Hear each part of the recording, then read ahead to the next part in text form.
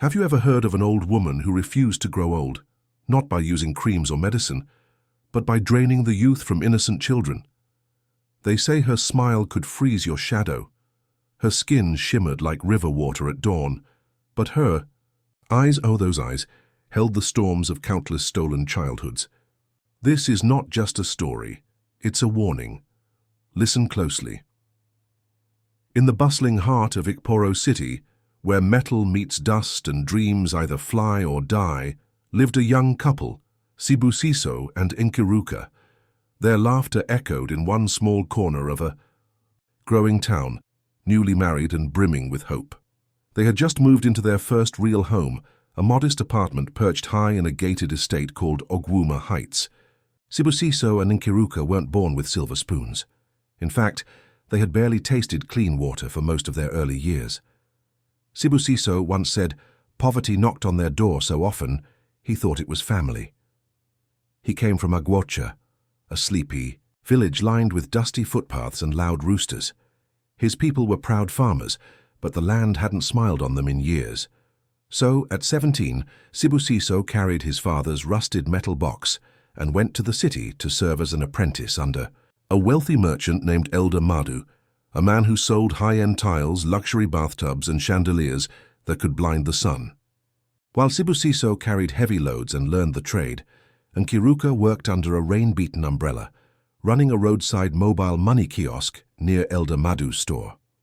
She had quick fingers, a sharper tongue, and a laugh that could wake sleeping trees. Their eyes met one hazy evening as Sibusiso hauled a toilet bowl on his head. He stopped, dropped the bowl, walked right up to her and said, I will marry you." She laughed so hard she nearly dropped her calculator. But that was the beginning. Love bloomed between savings and suffering. He bought her a kara. She patched his shirts. They borrowed joy from each other on credit. 5 years passed and Sibusiso finally completed his service. Elder Madu, impressed by the boy's loyalty and clean hands, gave him not just money, but trust and a huge contract to supply interior fittings for a grand hotel opening in the city center. With calloused hands and restless hustle, Sibusiso delivered the job. From that moment, doors flung open. He opened 3 shops across town, hired boys to work for him, and became a respected man in the city. He wasted no time in marrying Nkiruka. They didn't want to start big, just somewhere clean, safe, and theirs. After weeks of searching, an agent showed them a place in Ogwuma Heights, an estate known for its quiet roads and steady light.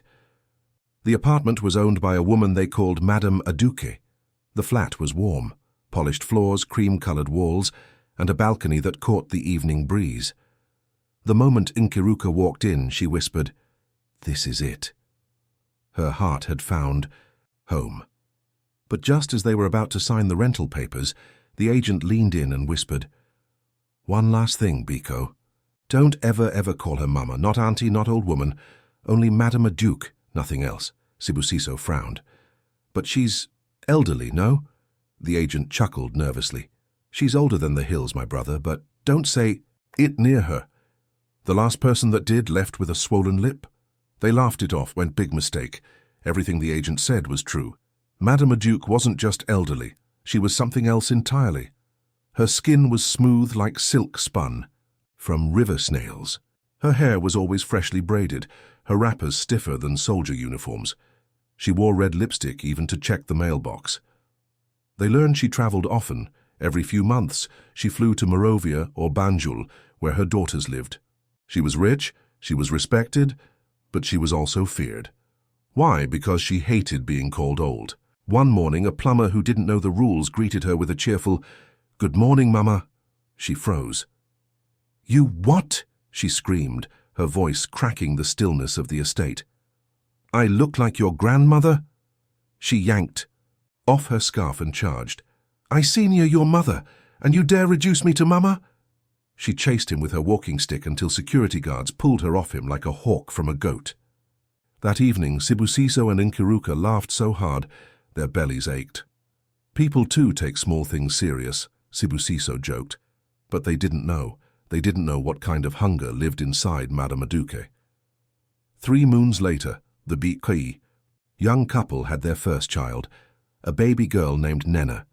She was soft like a goosey dough, her skin shining like fresh palm oil, and her eyes curious like the stars. When they brought her home from the hospital, the apartment filled with well-wishers, friends, customers, neighbors, even strangers. They brought yams, wrappers, envelopes, soaps, and charms. The smell of fried puff-puff danced with the sound of ululation and joy. Then one evening, Madame Duque came. She wore a velvet gown and rings on every finger. She brought a large gift, basket, baby clothes, oils, bracelets, and a tiny flute she claimed was carved in Mali for protection. "Thank you, madam," Nkiruka said, holding the baby close. "Let me sit," the old woman said, eyeing the room. As they chatted, Madame Duque noticed something. "No one to help you bathe the baby?" she asked casually. "Where are your mothers?" Nkiruka looked down. "They're both gone," Sibusiso answered. "We're managing with what the nurses taught us." A shadow passed over Madame Duque's face. "Ah, that won't do." Sibusiso had explained to her that they were managing. The best they could, following the midwife's instructions, watching videos on the internet, and learning one day at a time. "We are trying," he said, his voice low with guilt. "This is our first child." Madame Duque clicked her tongue in disapproval. "The internet," she repeated, as if the word offended her ears. "Ya, you poor children. Raising a child without a mother's hand is like planting yams in dry soil." She shook her head and reached over to touch baby Nena's feet. "Let me help you," she offered, with a sweetness that felt like palm wine. Tired and desperate, Sibusiso and Nkiruka exchanged glances and nodded. What harm could it do? That evening she arrived with her own small basin, towel and oils. As the sun dipped into the hills, turning the sky red and gold, Madame Duque knelt on the bathroom floor and began her work. She undressed Nena with care, whispering strange lullabies in a tongue neither parent could place. She dipped a sponge into the warm water and began washing the baby slowly, deliberately, like someone performing a sacred ritual. The smell of herbs and camphor filled the room. She massaged the child's body with gentle hands, humming softly, her bangles clinking rhythmically like a spell being cast. Then she rubbed the baby with lotion that smelled like gardenia, and cloves dressed her and kissed her forehead. That night Nena slept like a rock. No crying, no restlessness, just silence and peace. Sibusiso held Nkiruka's hand as they stood over the cot.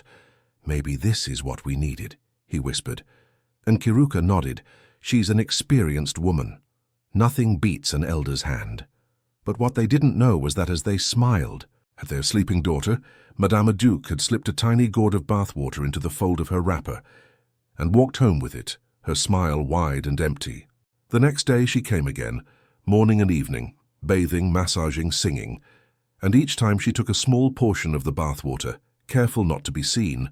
For 1 whole month this continued, until something strange began to happen. At first it was small, a tiny rash on Nena's back, then on her arms. Nkiruka shrugged it off as a heat rash. She applied powder. It got worse. Then more patches appeared, dark, flaky, angry-looking. Nena began to scratch constantly. Her once flawless skin turned blotchy and rough. Her hair, once soft, started falling out in tufts. They tried everything, antiseptic creams, baby powders, herbal oils, but the more they treated, the worse it got. Within a week, the rashes spread like wildfire, covering her legs, belly, face and neck. Her skin became so discolored, Sibusiso almost dropped her one day when he picked her up. "This can't be normal," he muttered, staring at her with tearful eyes. They rushed her to Sacred Mercy Hospital. The doctors ran tests, poked needles, took samples. After a few hours, a doctor came out shaking his head. "It's dermatitis," he announced. "Inflammation of the skin, likely allergic. We'll prescribe treatment." They went home with medications, confident she'd be better. But things only got worse. Every cream burned her skin. Every medicine seemed to backfire. She cried endlessly. Her body now looked like dried leaves in Harmattan. At night, her wails echoed through the apartment, through the estate gates, into the streets. Neighbors started murmuring. One evening, a woman named Mama Ogechi knocked with a suspicious-looking calabash. Take this. Crush lizard scales with native chalk. Mix with warm water. Rub it on her. You'll thank me." Nkiruka forced a polite smile. Another neighbor, Auntie Nkem, swore by python oil. "Rub it into her skin every night before midnight. Let it dry. By dawn she will shine like river glass." Still, Nkiruka refused. She would not rub her child with animal parts and powdered bones. But Nena got worse. Her tiny body thinned. Her neck drooped like old cloth. She could no longer breastfeed without gasping in pain. Sibusiso watched his daughter with haunted eyes. He cried in silence when Nkiruka wasn't looking, holding himself in the bathroom, biting down on towels to keep from screaming. They went to hospital after hospital, one specialist this week, another herbalist the next. No answers, no hope. By her 3rd month, Nena no longer cried. She whimpered. Her skin had turned pale grey with black blotches. Her tiny hands shook uncontrollably. Her lips cracked. Her eyes sank into their sockets. She looked more like a shrunken grandmother than a baby. And through it all, Madame Duke still came, every morning, every evening, washing, humming, comforting, pretending. She would sit with her silk head tie and ask with fake concern, "Have you taken her to Golden Springs Clinic? They say they now have a doctor from abroad. They healed one boy last week who had elephant skin. Sometimes she even paid medical bills just to keep their trust. But she never stopped collecting the bathwater. One night, the real storm hit.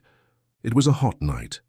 The fan had stopped working, and Nkiruka was sponging Nena's body gently, trying to lower her fever. Suddenly, the baby's body stiffened. Her eyes rolled up. Her mouth foamed. She began to convulse. Nkiruka screamed, a sound so sharp it tore the night apart. "Sibusiso!" He rushed in, saw his baby shaking violently, and grabbed her in his arms. They flew down the stairs barefoot, shouting for help. A neighbor drove them to the hospital in a panic. Doctors rushed Nena into the emergency ward. Machines beeped. Needles stabbed. Oxygen tubes hissed. The lead doctor came out, eyes grave. "She's in shock. Her body is shutting down." Nkiruka collapsed on the floor, her wrapper soaking in tears. Sibusiso fell to his knees beside her. "God, no," he whispered. "Not our child. Not this way." The hospital admitted Nena into intensive care. They hooked her to wires, fed. Her through tubes monitored her heartbeat like it was the only drum left on earth. And in all of this, no one suspected the smiling landlady, still humming lullabies at home while applying youth creams made from baby bathwater.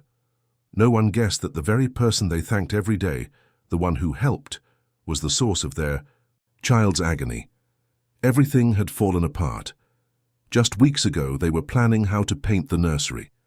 Now their daughter was trapped between life and death, her little chest rising and falling with the rhythm of machines. And as if fate had decided to cut them deeper, Sibusiso's business, the one he'd built from sweat and gravel, began to crumble. Suppliers stopped trusting him. Customers dwindled. The boys he trained and called brothers began leaving one by one. He tried to restock, but the money was gone. Even rent for his shops became a burden. He went to his former master, Elder Madu, just to borrow goods on credit. He swallowed his pride like bitter cola. He sold their only car, a dented old Peugeot, for a Seix that still smelled like wedding perfume. Then he sold the TV, then the freezer. The apartment grew emptier by the week. And still, Nena lay in the hospital, hooked to tubes like a puppet in a sick play.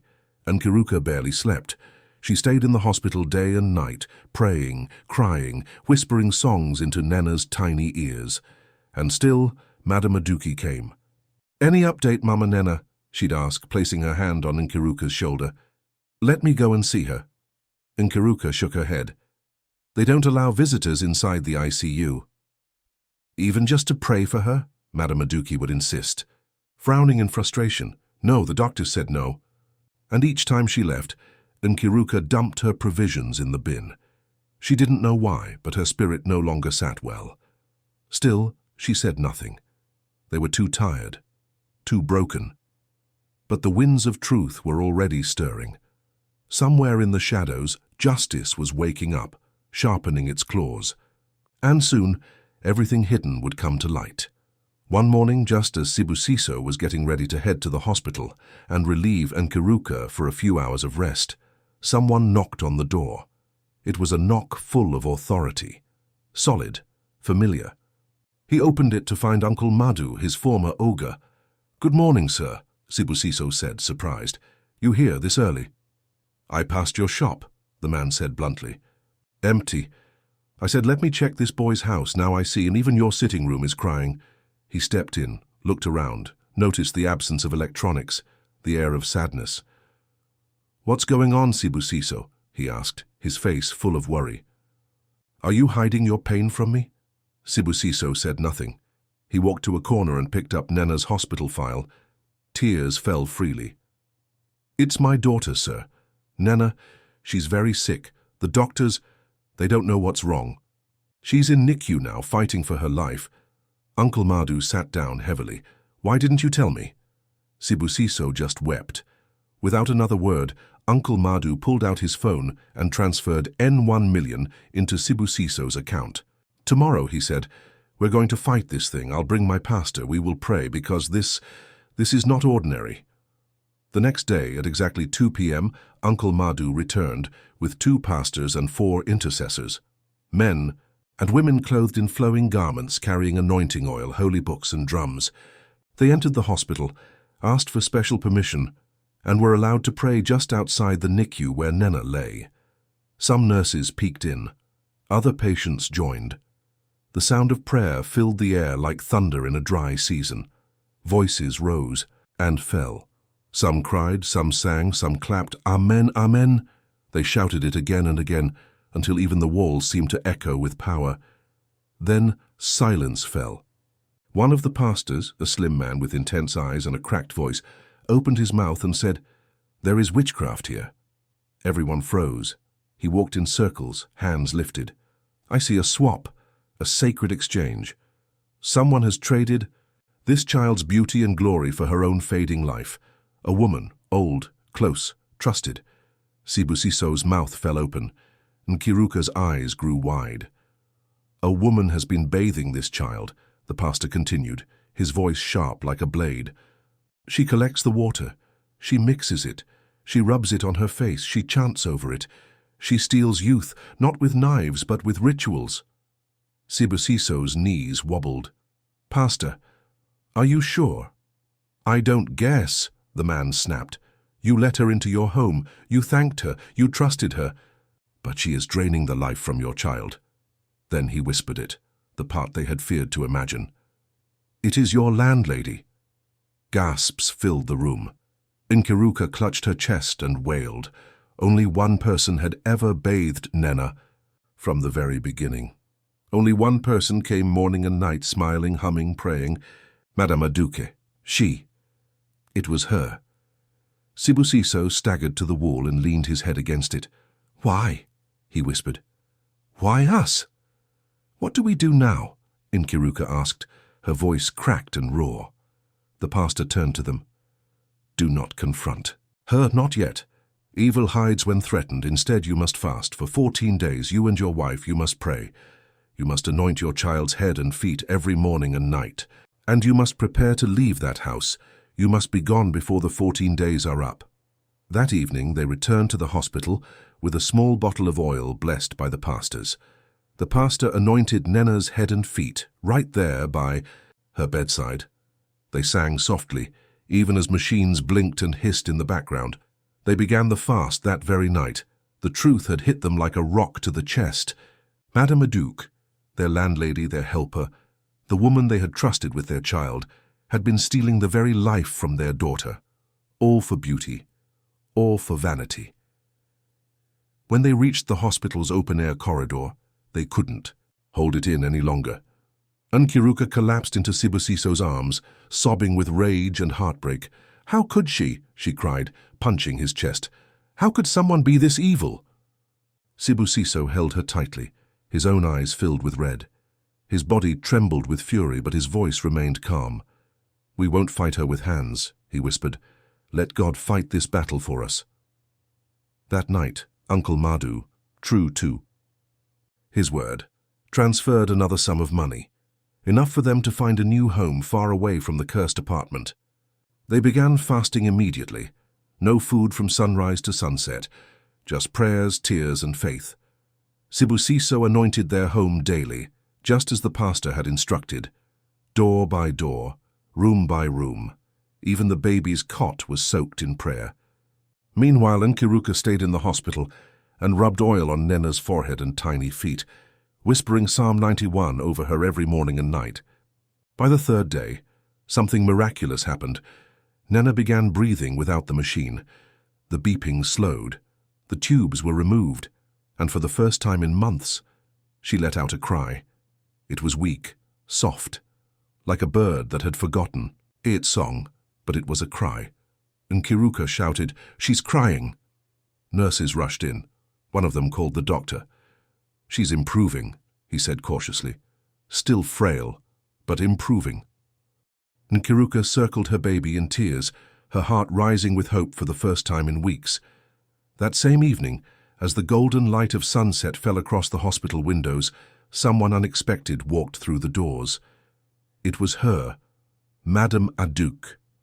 Her scarf was tied tighter than usual, her face layered with makeup, her eyes shifty.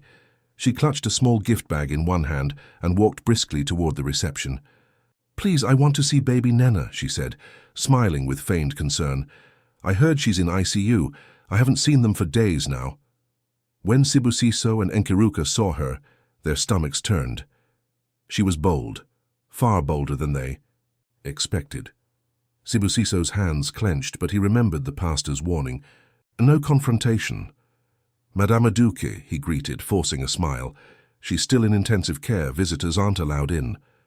"But I just want to pray for her," the woman insisted, stepping closer. Nkiruka blocked her gently. "The doctors don't allow anyone except parents inside. Not even pastors. Let's wait until she gets stronger." Madame Aduke's eyes narrowed for a brief second, just enough to reveal the monster behind the mask. Then she smiled again. "Okay then. I'll come back tomorrow." She left the gift bag behind. As soon as she walked away, Sibusiso took it straight to the hospital's bin. The next day she returned again and again, each time with more gifts, fruits and soaps. But the couple no longer opened anything from her. They were wiser now, and they were waiting. By the 8th day of prayer, Nena began to laugh, just small chuckles in her sleep, but to her parents, it was like music. The patches on her skin were still there, but they were fading. Her cheeks were filling out. Her grip was stronger. Hope was returning. But far away, something else was unraveling. On the 10th day, just before dawn, the compound of Ogwuma Heights erupted in noise. A shrill scream sliced through the morning air. "Ah! My face is burning!" Neighbors rushed out, wrappers flying, torches lit. And there, in the middle of the compound, lay Madame Aduke, rolling on the ground, clutching her face. Smoke rose from her cheeks. Her hands shook. Her voice cracked as she cried, "My face is on fire!" Her skin was blistering. Neighbors stood in shock. "Mama Aduke, what happened?" Mama Chinyere asked. "I don't know. I was applying my cream and suddenly, fire, my face, it's burning like acid." They poured cold water on her, then baby oil, then palm kernel oil. But nothing worked. The more they treated, the more she screamed. She was rushed to Lush Grove Hospital. The doctors ran tests. Nothing. No allergies, no burns, no explanation. Her face looked like it had been scorched from within, like fire that rose from the soul. When the neighbors called Sibusiso to inform him, he said nothing. He just hung up. He knew what was happening. God had picked up the battle. By the 13th day, Nkiruka received a call from Mama Nkechi, a neighbor. "Sibusiso, have you heard? Your landlady? She's decaying, oh." They said her skin is peeling, her voice is gone. And this morning she confessed. "Confessed what?" Nkiruka asked, already shaking. "She said everything, that she was taking your baby's bath water, that she had used it to stay young, that she had done it before to other children." Silence. Fear gripped Nkiruka's heart. She even said, "She can see the faces of the children she killed," Mama Nkechi whispered. Sibusiso, this world is wicked. That day, without hesitation, Sibusiso called a moving truck. He and Nkiruka packed everything they had left. They anointed every item with oil, wrapped Nena tightly in a warm cloth, and left that house forever. By the 14th day, they moved into a new apartment across the city, far from Ogwuma Heights, far from Madame Aduke, far from the shadows. And Nena? She was discharged. Her skin was no longer grey. The patches were gone. Her laughter filled the new home. She was still tiny, still recovering, but life had returned. Sibusiso and Nkiruka wept as they held her, thanking God for mercy, for justice, for restoration. Uncle Madu kept supporting them. He gave Sibusiso new goods on credit to restart his shop. Within a few weeks, customers returned. Little by little, the light came back. But back in the hospital, Madame Aduke's condition worsened. She shriveled. Her once firm skin folded like old parchment. Her hair fell out in clumps. Her eyes turned yellow. Her voice was barely a whisper. Her daughters flew in from Banjul to see her. They tried all kinds of treatments, all kinds of specialists, but nothing worked. The damage was beyond the body. It was deeper. She confessed again, this time to her daughters. She admitted to taking youth from dozens of babies over the years. She listed their names, described the oils, recalled the spells, and then she died. No ceremony, no choir, no friends. Her daughters buried her quietly in an unmarked plot far outside the city. No guests came, no prayers were said. The people of Ogwuma Heights whispered her name in fear. Tenants moved out one by one. Her house, once filled with laughter and gossip, became silent, a haunted shell.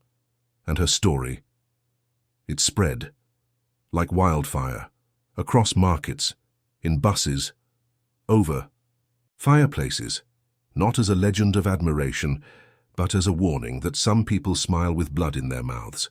That not all help is holy. That beauty stolen comes with a price. Not every hand that offers to help is clean. Sometimes evil hides behind kindness and makeup. Trust your instincts, protect your children, and never ignore spiritual signs. A world full of hidden darkness, only faith, wisdom, and prayer can light the path to safety. If this story touched your heart or gave you chills, don't forget to like this video, share it with someone you care about, and subscribe to our channel for more gripping African folk tales. Hit the bell icon so you never miss a new episode. Until next time, stay safe, stay wise, and always listen to the whispers behind the smiles.